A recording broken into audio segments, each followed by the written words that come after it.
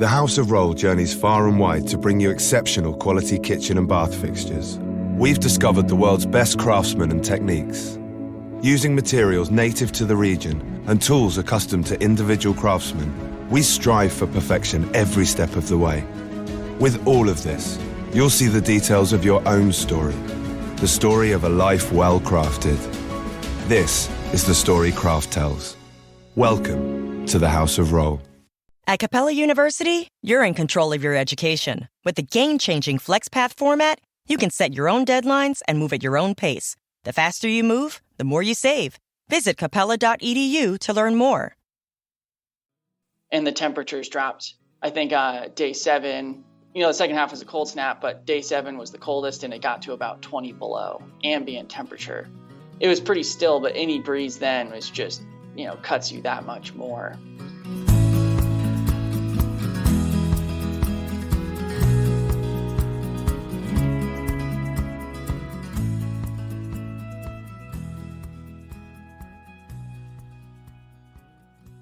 Hey folks, I'm your host, Mason Gravely. Welcome to the Adventure Sports Podcast.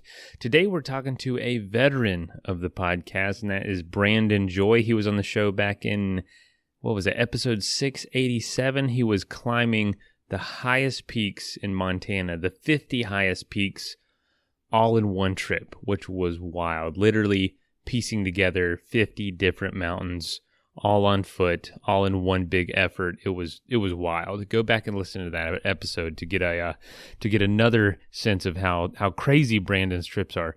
But this most recent one is wild. It was over the winter. It was a handful of months ago, right at the peak of winter. And if you know anything about Yellowstone and Grand Teton, where this trip took place, oh my gosh, it can get so cold there in the winter. It is brutal. It is winter there well after it should be winter, if you know what I mean. Like, it is just freezing there so much of the time. And so when I heard Branden crossed it on foot, solo, in the middle of winter, I was absolutely mind blown. The most miraculous thing is he didn't die, because that would have been the first thing that happened to me. I would have just shriveled and withered away and frozen to death, because I don't handle the cold well. So something that Branden actually talks a lot about in this episode is just what gear he brought on this trip.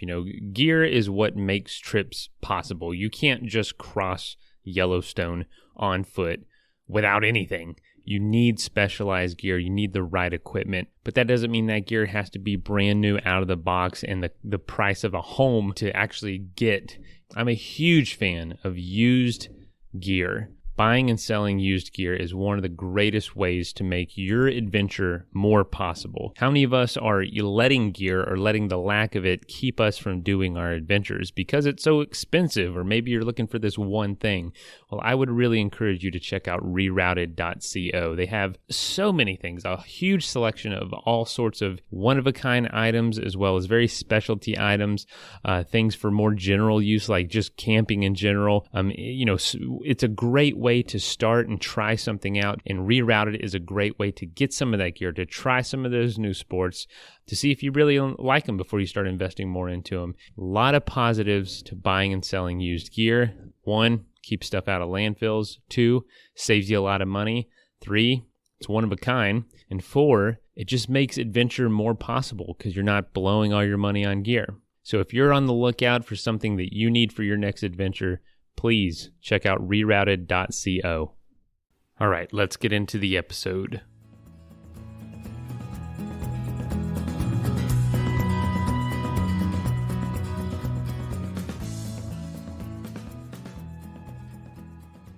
All right, folks, welcome to the podcast. You see by the title, we've got an alumni of ASP coming back, Branden Joy, here to tell us about his most recent adventure. Branden, welcome to the show. Thanks, Mason. It's great to be back. But man, how are you feeling? And also, I always ask this first, where are you coming from? So I'm in the Sun Valley area for a few days. Kind of came here after the trip, and I've just been relaxing, again, taking a little bit of time off work, and, just trying to, my main focus after these trips is, it sounds maybe pretty basic or obvious, but to just really focus on hydration, eating as much as I can possibly eat, and sleep. because those are really the things that are going to help me bounce back faster. Man, that And it sounds also, like the life right there. yeah, Drink, eat, and sleep, man. Just that's what my dog's been doing that for 10 years. So I don't know what he's trained for, but he's doing a great job. yeah. And to be honest, it's surprisingly difficult for me because like after these trips, it's a hard effort. It's strenuous, like physically and mentally. And I just kind of want to let loose and just relax and like just do whatever, or stay up late or, have a few beers. But ultimately, I still need to just keep in the back of my mind to just, keep the Nalgene filled with water, just not setting an alarm, just sleeping in and being cognizant of how I'm doing, and also taking appropriate time to reflect on what just happened. Because as you know, with longer trips or, intense trips, you're out there and it can sometimes feel like it's dragging, but then it's like you snap your fingers or you blink your eyes and then all of a sudden you're back in civilization and there's cars swarming around you and you're like, whoa, it just goes by so fast. It really does, man. And especially for a trip like this that's so isolating. And I'm sure, this is something that at least I notice when I'm out in like snow-covered areas. It's so quiet all the time. You know what I mean? It's that everything's muffled from the snow. And so you had this incredibly isolated experience and probably incredibly quiet experience. And now you're back in normal life. Tell us about what you did. Like, what did you do? How would you summarize it to someone that you just met? So I essentially wanted to go on a long distance ski tour that was remote, and I would get to see places and experience things that, I couldn't necessarily do otherwise with just a weekend trip. So I created a route, which is funny. This idea came to fruition right before I went out on my Beartooth trip to do the Montana Top 50. Like the end of July, I was routing this. And I remember thinking, because I was in Gaia mapping my Beartooth route, and I was thinking, oh man, I should really focus on the Beartooth route and not get distracted about some other trips going on when I'm leaving for the Beartooth in a week. But it wasn't something I knew I was going to do, but it was something that was interesting, was the idea of just kind of crossing Yellowstone National Park. And the idea developed some more. And mostly because of snow conditions in the northern end of the park, it's a lot drier. So I would have had to fight some, bare ground and that kind of thing. So instead I started at the base of the Grand Teton. In Grand Teton National Park, I traversed north across the park and then into Yellowstone and essentially ended in West Yellowstone. So the route ended up being roughly 110 miles and took 9 days, which I did solo. And I'll say I went in with the intention of doing it unsupported, no caches. I built a small sled with, kind of a basic toboggan that you can buy from, Ace Hardware REI for $40, and then put a couple 1/2-inch PVC poles and carabiners, and just was able to attach that to the hip belt of my backpack and just drag it along behind me. Oh my gosh, man. I'm looking at the map of it. You literally, it's like, not necessarily along the road, but you went through some of the most iconic places in Yellowstone and in the Tetons, starting at the base of the Teton, crossing Yellowstone Lake, crossing Jackson Lake first, then Yellowstone Lake, which I assume because they were frozen, and you're carrying all your stuff. You didn't resupply at all through your entire traverse of Grand Teton and Yellowstone. That's correct. And I'll make a slight correction. So the map that you are looking at was my intended route before I started. When I was actually out there, once I crossed into Yellowstone, I was already far behind schedule, and so I had to reroute the last 6 days of the trip were impromptu, kind of decide as you go on a day-by-day basis where to go. The lake travel, I thought would, because you're thinking it's flat and it's probably wind scoured. You might get some crust skiing. The lakes, I ended up crossing 6 lakes in total, and they ended up, a couple of them were actually pretty good for travel, and then a couple of them ended up being incredibly arduous. One of them was right off the bat was Jackson Lake, and it's only about 10 miles long, and it took me roughly 2 days to cross. I mean, it was really challenging for a couple reasons. And I talked to a couple of park rangers before I left, and one of them has done a lot of ski touring in the park. He's worked in the park for 20 years, super knowledgeable.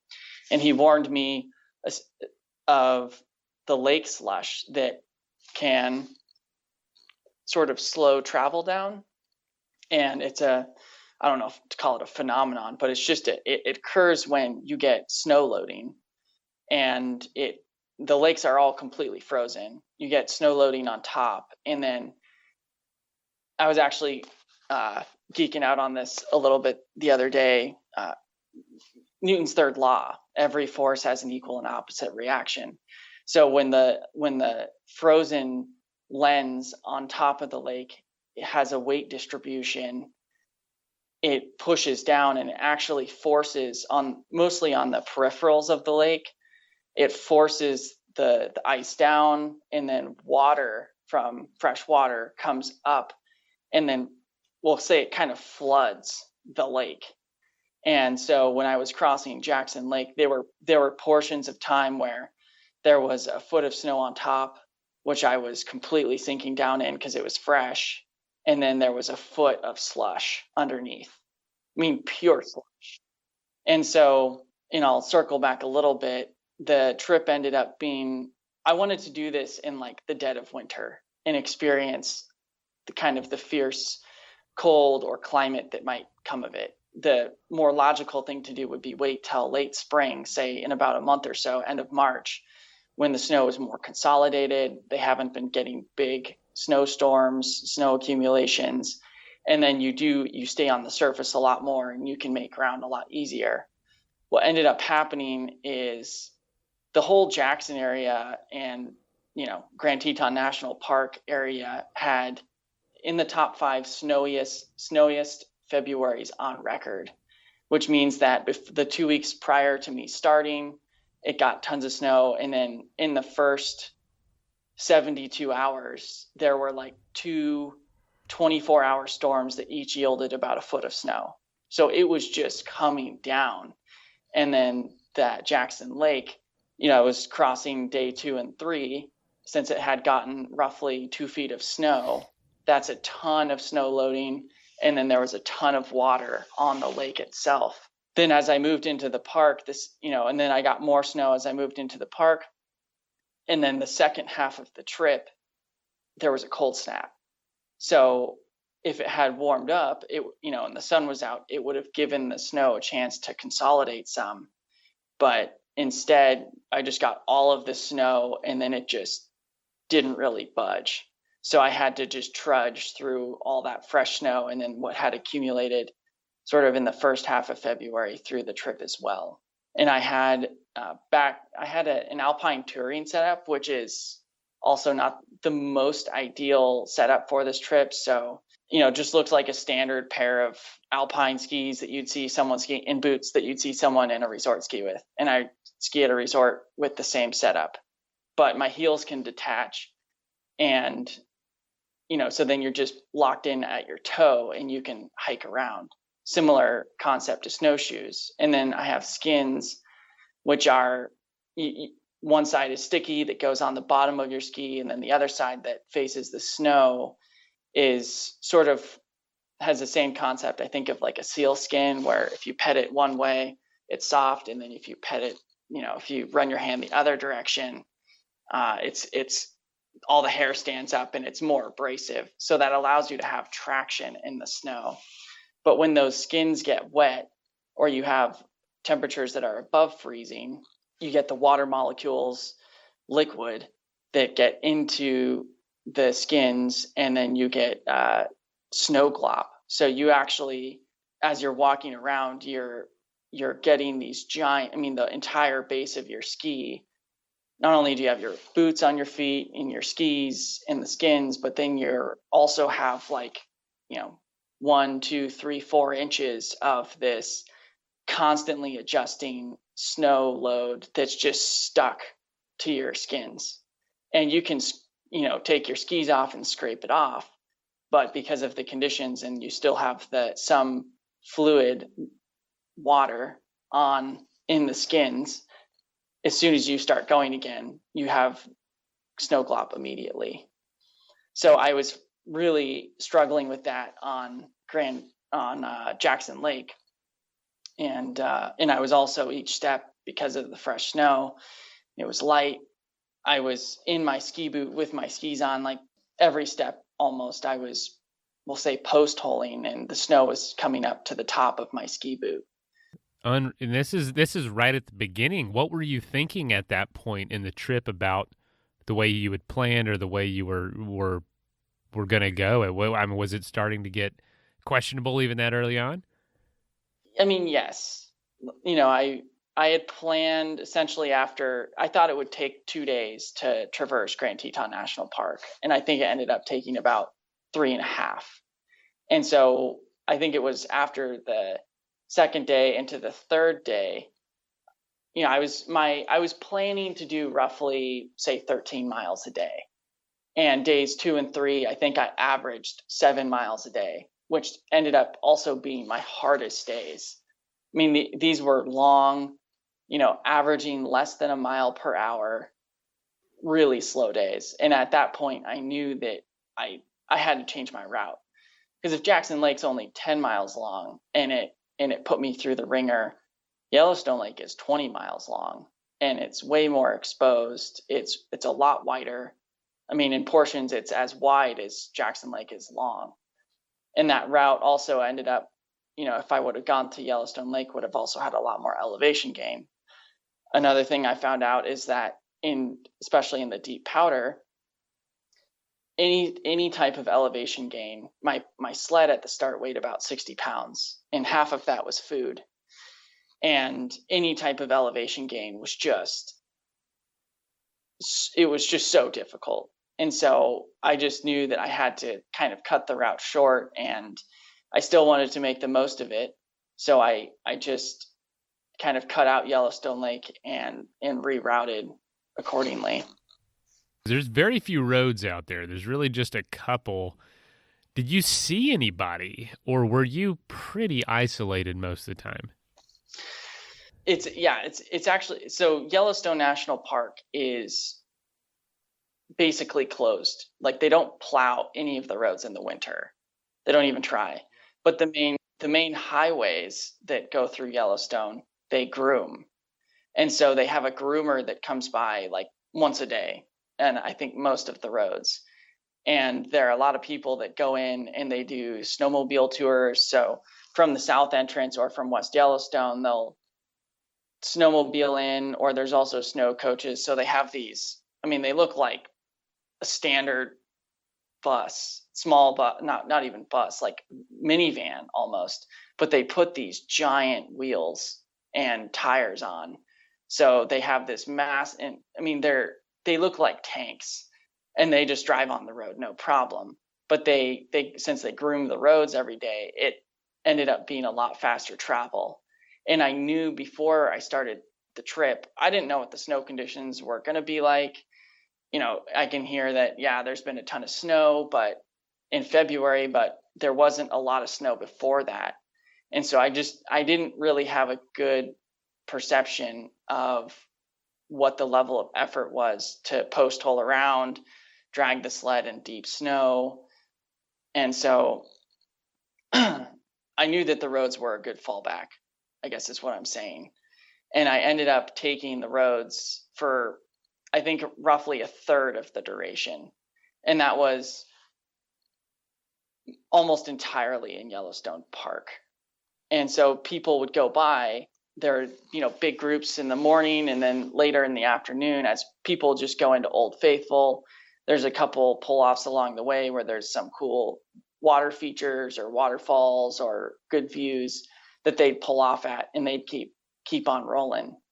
So I ended up seeing a lot of people, but I was just chugging. When I did, I was just chugging along the road, and they were just kind of zooming around, and there wasn't a lot of human interaction. The entire trip, I never saw anyone else that was on, foot travel. It was just people that were utilizing the roads for sightseeing purposes. Jeez, man. So tell us about, you mentioned the post holing through the snow, and that obviously is just making life very difficult for you early on. What were some of the other challenges of doing this versus your Montana's highest 50 peaks adventure? Obviously, there's the temperature, which would be probably my biggest deterring factor, is how cold it was. But how hard was that to actually deal with, and what were some of those challenges? Yeah, that's a good question. I would agree that the first thing is really just the temperature. And, in the Beartooth trip, it was really easy in some sense to see where I was going, because since the beauty of it being a high route and doing a bunch of peaks is that you almost always have a good vantage point. Whereas with this trip, I was primarily navigating with compass, and especially on the lake crossings, for example, crossing Jackson Lake, it might have been upwards of it was fully socked in, 3/4 of the time I was on that lake for 2 days. And there were portions of time where it was a full whiteout. I could be half a mile from shore on the west end, and all I could see was white. The lake is flat and white, clouds are socked in, and it's just dumping snow. Like I couldn't see, and it's kind of a visual sensory deprivation. And I had this little Sunto compass that I clipped onto my watch, wristband. So I just kind of pull it was kind of nice because I was going due north. So I would just look at that every once in a while and just try and stay in a straight trajectory. But it was really disorienting. At some points, there'd be a little bit of cloud break, we'll say, and I could see shore for a little bit. And then I'm squinting and trying to figure out and get context for what I'm looking at.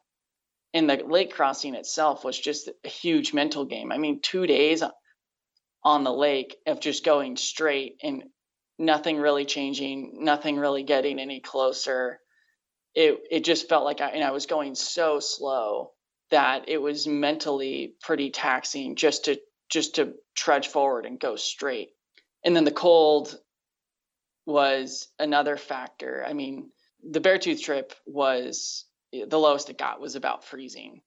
In this trip, I don't think it ever got above freezing. And the temperatures dropped, I think, day 7 or so. The second half was a cold snap, but day 7 was the coldest, and it got to about 20 below ambient temperature. It was pretty still, but any breeze then was just, cuts you that much more. And so I had 4 different pairs of gloves of, varying degree of, we'll call it insulation or warmth.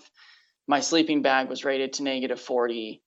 I have a good small 2-person mountaineering tent, and that stuff worked great. But things I haven't experienced before are, because it was always sub-freezing, I ended up getting some moisture and condensation issues in my tent and in and on the outside of my sleeping bag. So especially the second half of the trip, it's like anytime I'm getting in or out of my tent, it's snowing, or it's just impossible to keep snow out. I try, but it's just impossible. My sleeping bag, when I lay it out, when I'm taking off my ski boots at the end of the night, I sit on my sleeping bag. Well, any snow that's on there, or anything, or any moisture that might be on my pants, then just melts onto my sleeping bag. Or when I sleep, I'm on one side of the tent, my gear's on the other side. my body is radiating heat. And so because there was condensation and frost buildup on the interior of my tent, then that was melting onto my sleeping bag. So I honestly, the last like 4 nights, I think my feet were numb the entire night. Even though some of those nights it got down to like only 0 degrees and my bag is rated for -40, because there was this ice lens on my sleeping bag that I couldn't dry out. My feet were just numb. And those were things that are not only different from the Beartooth trip, but I just didn't anticipate.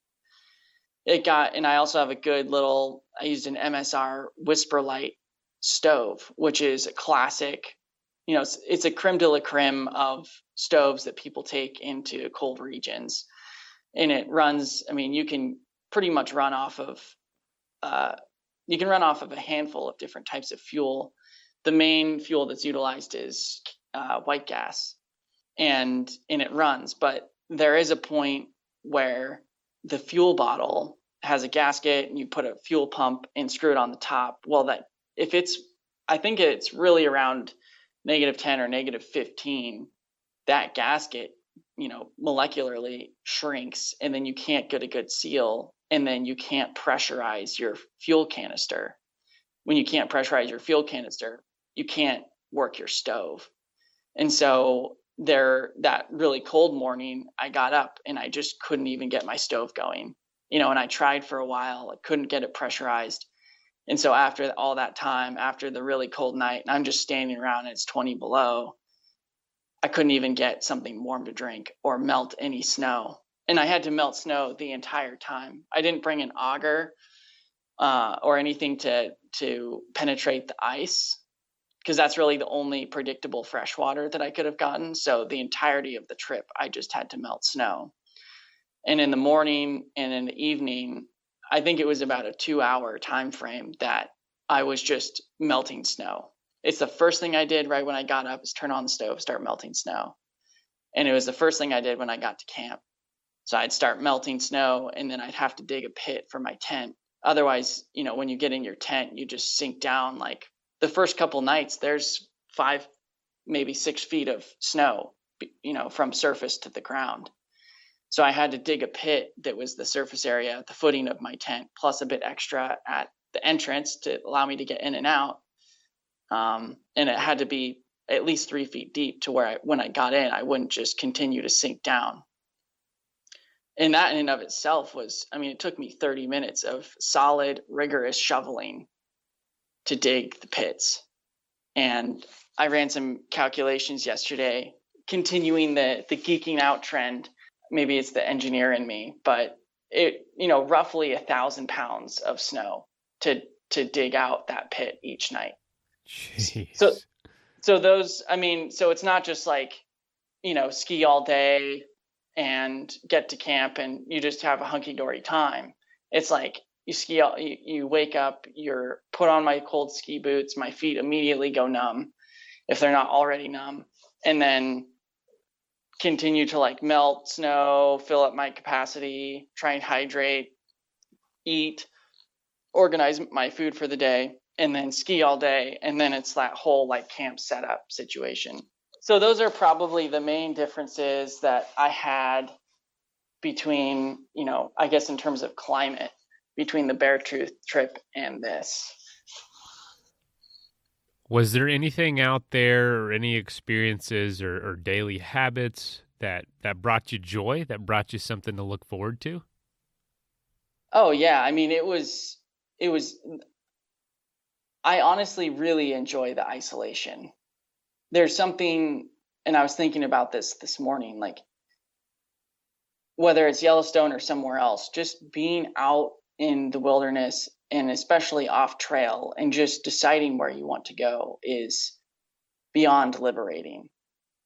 And just going places that people don't really go, especially for this in the winter.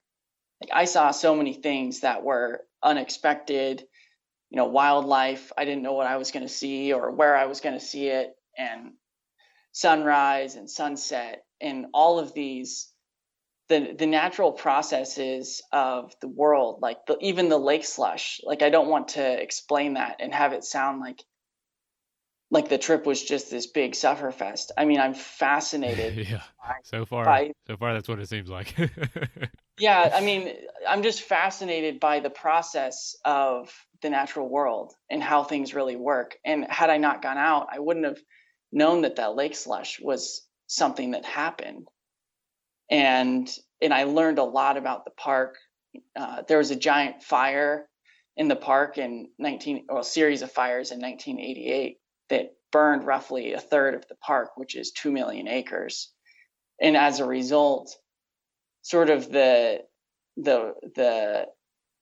trees and foliage of the park has changed, and it bounced back, but in a different way. And some areas just had really like unnavigable, dense lodgepole forests. And I got to see some of those and experience that. And I think that it gives me a context for this world that I would have never otherwise seen. And it's in winter, like you mentioned, it's dead silent. And that in and of itself is just something that we don't really get to experience in the day-to-day life. Sounds magical, honestly, when you put it in that sense. What was the situation with the animals? Because that's one of the things that Yellowstone's really known for, is the wildlife. What is going on that time of year with the wildlife? Yeah, that was something that I mean, one of the reasons why I picked Yellowstone in particular is because it's Jurassic Park. I mean, there's free roaming bison, there's moose and elk and wolves. I mean, there's mountain lions, there's all of the big game critters and so much more that take refuge there. And I had no idea what I was going to see. Interestingly, the first 3 days crossing Grand Teton National Park, like in the entirety of 3 days, I only saw two birds flying around on separate occasions. Total. I think I saw maybe one or two sets of animal tracks. And I was just thinking, where are all the animals? And as I continued north, I started to there was less snow. And then I realized that there was a lot more animal tracks, and I saw a lot more animal activity, and I saw a lot more animals. But just in those 3 days, I was laughing to myself, thinking, like, geez, I see a significant amount more wildlife driving to Walmart where I live, a couple miles from my house, than I did crossing this national park. I mean, at least I'd probably see a deer and a domestic dog, right? But this was just two birds. And then the last couple days really, I mean, and for perspective too, as I mentioned, the Grand Teton National Park could have somewhere in the realm of like 5 to 6 feet of snow right now. West Yellowstone has about 3 feet. And in the middle of the park near Old Faithful, and then to West Yellowstone, there's a lot of thermal activity. So the snow in those areas is a lot less, has a lot less depth. And that's where I started to see all of the bison, because they're grazing and they essentially put their head down in the snow and move the snow out of the way so they can get to the vegetation below. And I saw hundreds and hundreds of bison. I saw a fox, like a red fox, one night. I think it was my last night out there. And at dusk, it was in this kind of flat area ahead of me. And I just watched it hunt for like 30 minutes. I was just in awe. And for some reason too, just another thing I observed within myself and in the day-to-day life, as I'm driving around, I could be driving to a job or just going somewhere for the weekend. When I see wildlife along the side of the road or a bird flying by, and this maybe it's just me, but I'm like, oh, I acknowledge it. That's cool. But I'm also driving 70 miles an hour. And as soon as you see it, it's gone. And doing these types of trips really gives me time to slow down and, as I mentioned, observe the natural world. And I just got, the fox was just walking around, and then it would point on something, and then it would kind of rear up and then just jump vertically and pounce down into the snow, head first, in attempt to get some mouse or vole or some small critter that's down there. And when I watched it hunt, it was unsuccessful, but it just kept wandering around.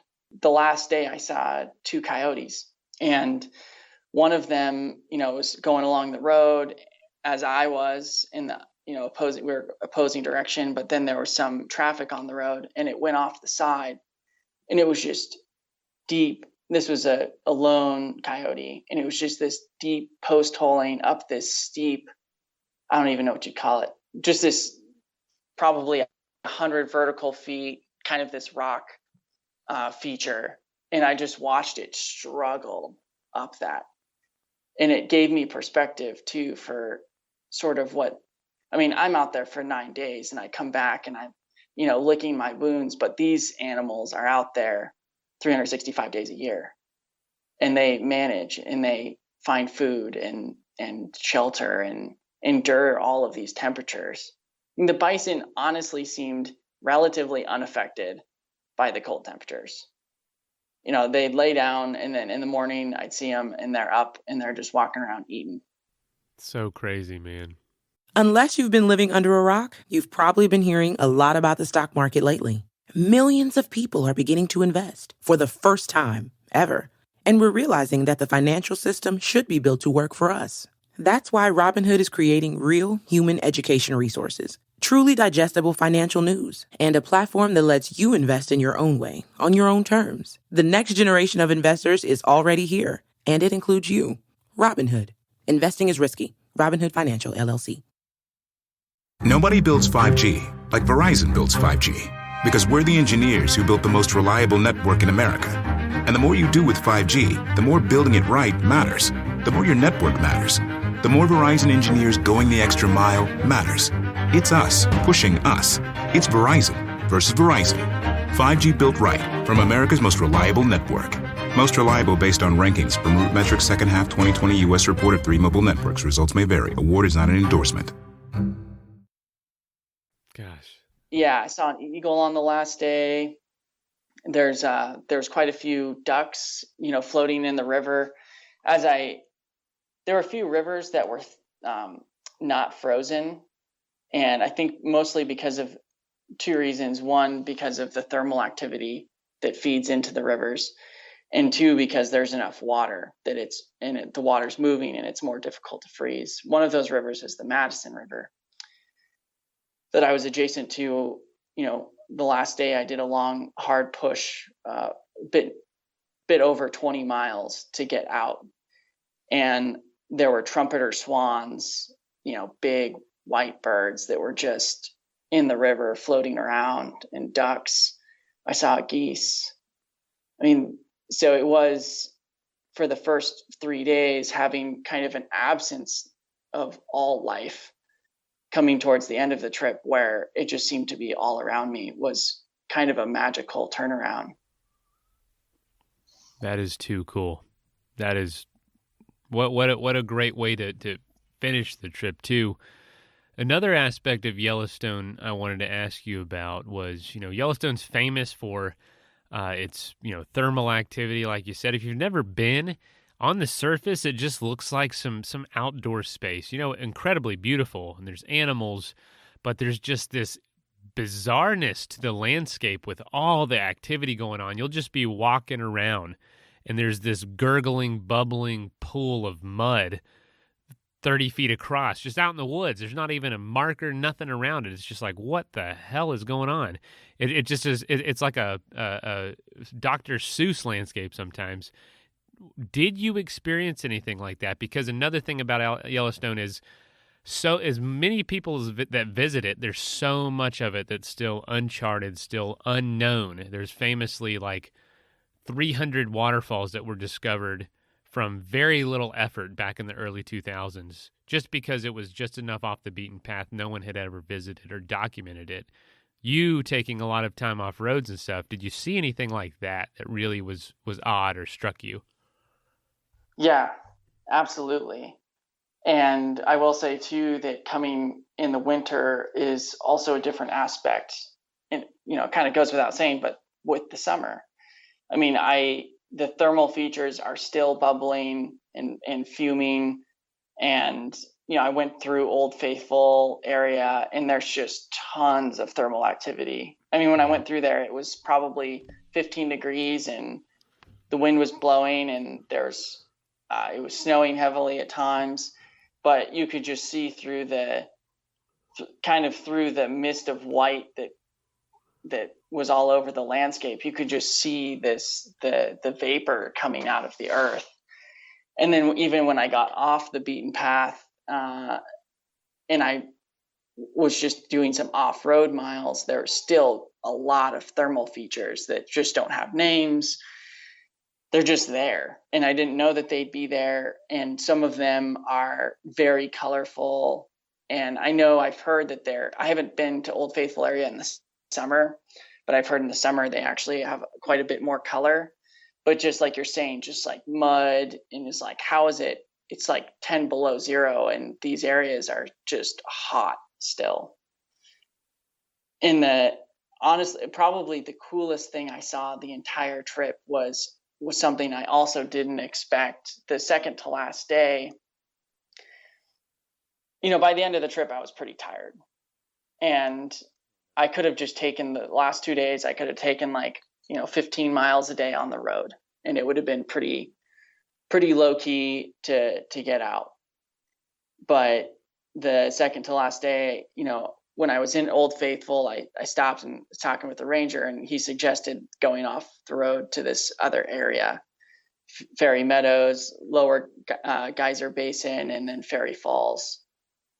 And I was, kind of tossing and turning on it, just like, is it worth it?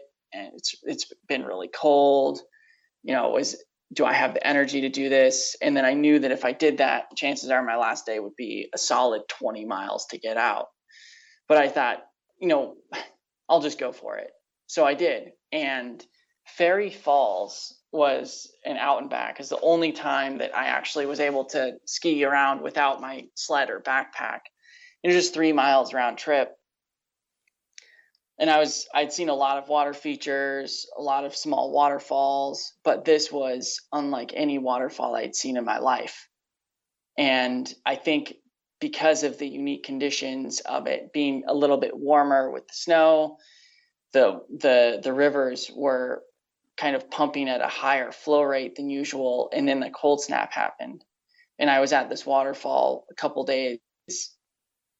I guess it had been really cold for, say, roughly 36 hours.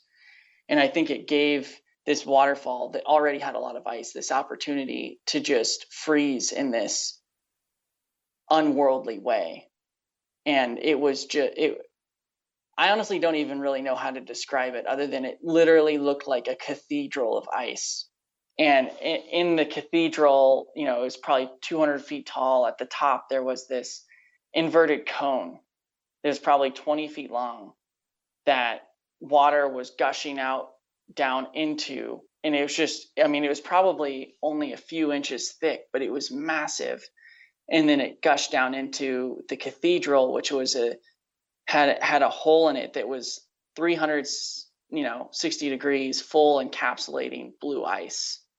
And then it rushed down, and then there was this big opening where the water was just gushing and hitting rock. And on all, the ice feature itself, that cathedral is at points probably 70, 80 feet wide. And I just stood there, and I kind of took my breath away. And then near the thermal features themselves, because of the vapor, and that's going through the air, and it can be kind of windy, it gets pushed into the nearby, if there's any exposed vegetation or saplings or trees. And you get these frost conditions on the trees that are remarkable on this. And so that also on this Fairy Falls day, I went by this thermal feature called Ojo Caliente. And nearby there was a downfall tree with its, these roots exposed. And there was almost what I would consider two-dimensional ice where you could see the different layers. I mean, it was ice that was protruding from these roots, horizontally, and really didn't have any thickness. And I was just completely in awe. And there were small, along the entire route, we'll call them holes near boulders or trees. There's like gaps where the snow hadn't quite filled in. And I don't know what causes this, but I saw in these, and I'd stop and like peek in these holes. They're like little caverns, and there were just massive ice crystals. And I mean, some of them, and they took all kinds of forms. I would think it would be just a big cluster, but it took the form of, some of them look like leaves, and they're 5 centimeters long, like 2 inches long. Jeez. And so all of these things are just out of this world that, again, I'm sure that they exist in other places, but going out in the winter in these isolated regions gave me the opportunity to just explore and see whatever it was that was meant to be. Gosh, man, beautifully said. I'm looking at the pictures that you sent, Fairy Falls, and just the different aspects of the ice, and just it's unreal. It looks like just another planet you were exploring. It had to be such a strange experience at times, a beautiful experience, and so rewarding. I hate it to run, but I got a hard stop on the hour. Can you share with us maybe the biggest lesson you learned with this experience, keeping your previous 50 peaks kind of in mind, like versus what you learned on that? What did you learn here, and what is next for you? What do you think? I know it's fresh, but is there anything clicking around? You said this idea was coming before your last trip, so do you already have what you want to do next in mind? Mm-hmm. As far as what I've learned, I think that this trip reinforced what the Beartooth trip illustrated, and that is for me to continue getting off the beaten path and in exploring wild places. In it, I just feel it's so rewarding to push myself wherever I am for extended periods and to really try to understand the natural world around me. And it makes me feel, it's invigorating, and it makes me feel more connected with everything around me, having a deeper understanding. And it's something that I just want to continue to expand on. This trip in particular was something that I've been thinking about for, as I mentioned, the last 6 months or so. But so I wanted to do this, but it's also a building block for the future. I'm trying to develop and cultivate skills that would allow me to do longer trips or maybe more challenging terrain, get more accustomed with the different type of gear and just get more honed in with that. So I have 2 other things I've planned for this year that are also, I see them as their expeditions on their own, but they're also just great opportunities for me to learn. The first one is, and it's kind of dependent on the snowpack, but I want to come back to Wyoming in July and do all of the 13ers. There are 36 or 37 of them, similar to the Beartooth, the Montana Top 50, but instead just go do this same thing in Wyoming. And immediately following that, a buddy and I are flying to Kyrgyzstan to attempt to climb on Lenin Peak, which is roughly the 100th tallest mountain in the world. And it sits at about 23,500 feet. And so getting more accustomed with, just continuing to develop the climbing, the endurance, the cold winter camping, getting more affiliated with the stove and different conditions that make travel easier or harder, risk mitigation and management. Those are all things that I am just going to continue to expand on with these 2 trips in July and August.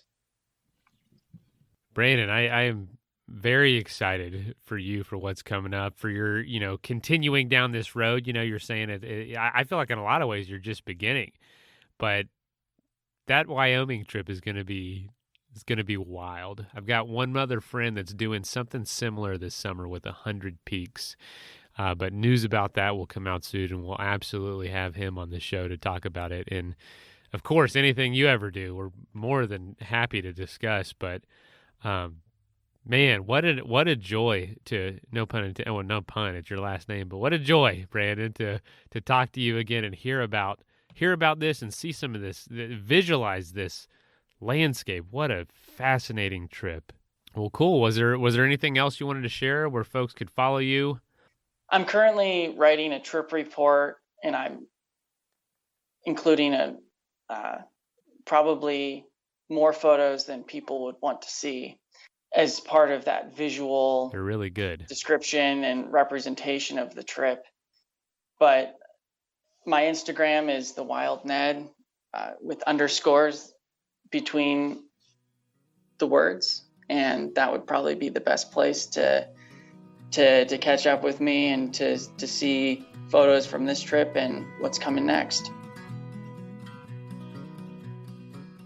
First of all, thank you so much for listening. It means the world to us that you choose to listen to this show. If you'd like to help us further, you can leave a review on iTunes, share us with your friends, your family. It goes a long way to grow in the show. You can also support us financially through patreon.com/adventuresportspodcast. Link is in the show notes. And also, if you have an idea of who could be a good guest for the show, we're always looking for people to tell their story about the outdoors or adventure. So if you know someone, please reach out. Email us at info@adventuresportspodcast.com. And until then, get out there and have some fun.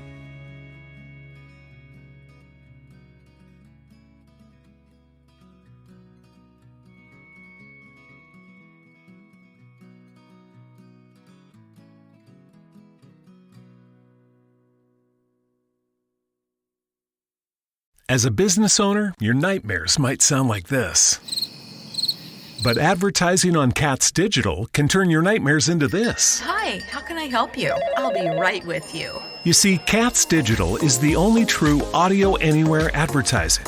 You'll be talking directly to your customers on any device, any place, and any time, while they're listening to music, talk shows, and podcasts.